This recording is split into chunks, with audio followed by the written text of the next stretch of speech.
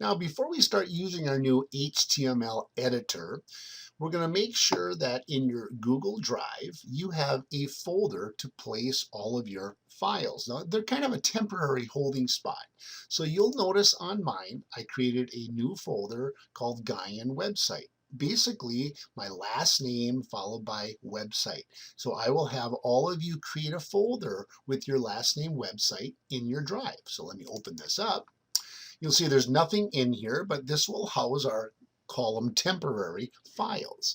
Now, if I go to my repo, which is open in another tab, I'm on my home, so let's go to my repos, choose your My Web, and this is what yours should look like, the files, after you complete exercise 2.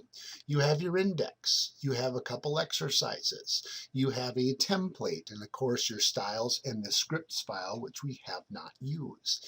You should also have an images folder, and that's where you're going to put any one of your images you upload.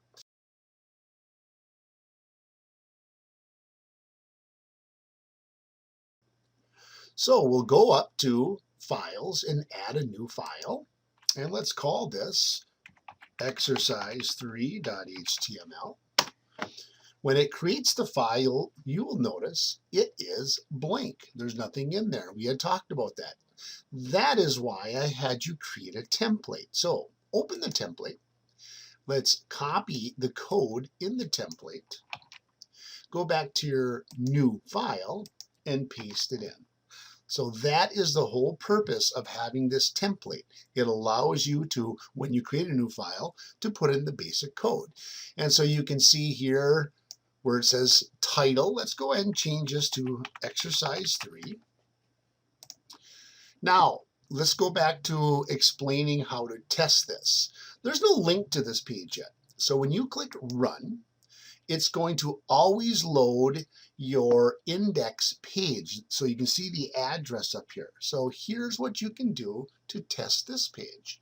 If you open it in a new tab, you should be able to come up to the top and just add a slash indicating inside the website and type in exercise3.html. And you can see the page loaded because look at the tab title.